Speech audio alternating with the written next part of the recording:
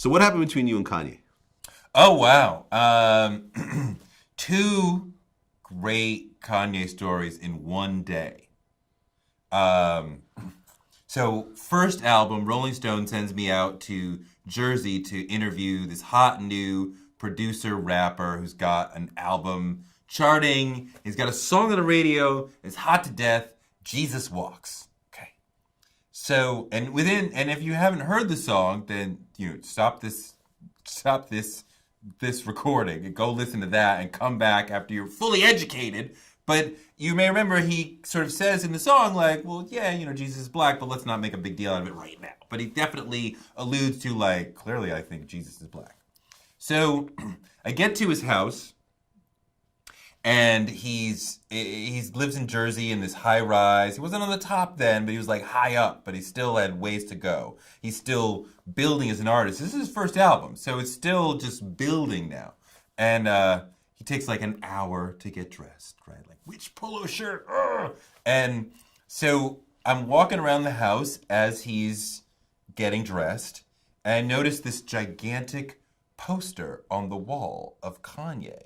And in performance, like, and I'm like, so when he finally comes out, I'm like, what's up with the poster? You have a poster of you on the wall in your house.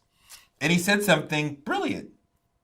I have to cheer for me before anyone else can cheer for me. Mm. And, it sets up the notion that you have to be a fan of yourself. You have to be confident about yourself. You have to believe in yourself before anybody else might believe in you or be a fan of you. And it sets up, of course, the, egomaniacal Kanye that we would get years later. But if you approach that technique properly, it can give you a lot of self-esteem. It can be really valuable for you. And for a long time, I would do college speeches and end with that story just based on the notion of, like, you can put a poster of yourself on the wall in your mind and derive that sort of self-confidence that you need. Because everyone deserves to believe in themselves. And he really manufactured that within himself.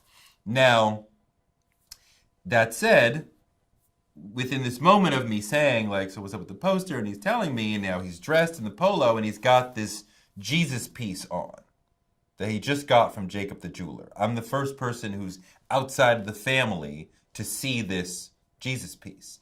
And it's done up with colored stones to where the hair is different, like two different blondes, and the eyes are like ice water blue, and it's clearly the 20th century white depiction of Jesus.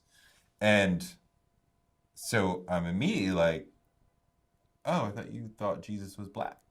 Like, how come he's not black? And he was like, nah.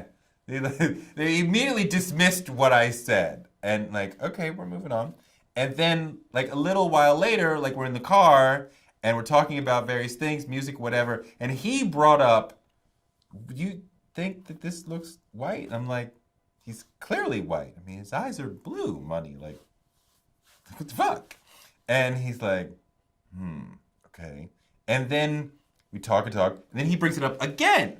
And I'm like, yeah, like it's white Jesus. So then on his own, he says, cancel my next 3 meetings and tell Jacob, the jeweler, that we're coming up now. So we divert and we go to Jacob the jeweler's. And Jacob is, Jacob was lovely and he's, here to please. And he's like, bring out all the colored stones. Because Kanye has it in his mind that we're going to change stones in this piece right now today so it looks like a black Jesus. But it doesn't really work like that. The nose is straight. There's just other, you can't just like pull out and make it look, black. And he's like, okay, I got to come back and do another one that looks like a black Jesus. Like, we'll come back to, and Kanye, and Jacob's like, yes, absolutely, great, anytime.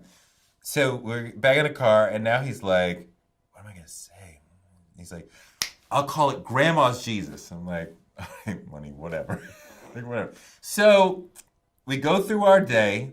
There was a poetry slam that he was a judge of, and he was very supportive of that and whatever. And then that night, there's a performance at Keene College in New Jersey.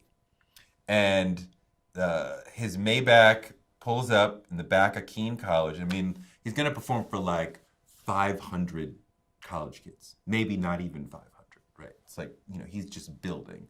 And he sees like 30 yards away, oh, there's Jay's Maybach. Like, oh, wow, Jay came to see me before. I'm like, let me see what's good. So he goes over and jumps in the front seat of Jay-Z's Maybach. Now, at this point, I've done 4, 5, 6 interviews with Jay-Z. Like, I know dude. He knows me, I know him. Like, we have hung out in the Hamptons, like, I know him. Kanye and Jay-Z are talking. I'm not missing this. I'm here to do story. Like, this is gold. So I'm like right after Kanye, and like Kanye's sitting in the front seat, like leaning through like the middle part.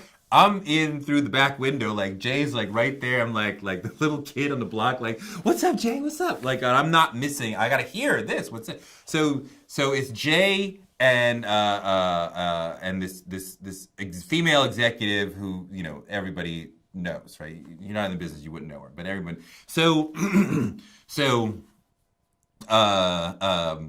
Kanye's like, what do you think of my piece?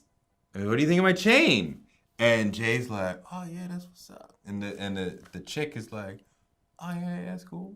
And I said, yo, it's white Jesus. Just instigating.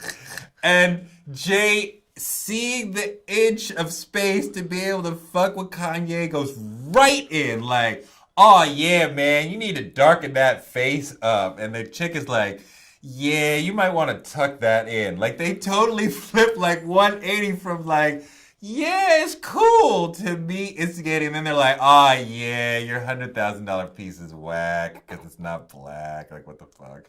And like, that was the crux of the Rolling Stone story that I did on Kanye. And he's like, still mad, I think. It's like, for years, it's like, no, I'm not talking to you because you did that story. I'm like, are you kidding me? I mean, like, there was no shots intended in the story.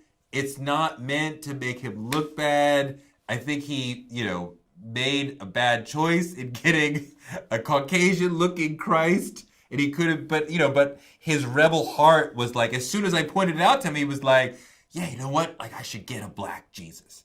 So, I mean, I don't say it to get at him or to nag him or to instigate any further. It's more just like, just being a journalist. It's not just to be a fly on the wall all the time. Occasionally, you can insert yourself into little moments in an authentic way and make the moment that much better. I used to think, how come Dream Hampton's stories are so much hotter than mine? Like when we were both young. And I realized over time that she was much better at authentically inserting herself into the situation in a way that would bring out more of a reaction from the artist versus the more fly on the wall approach.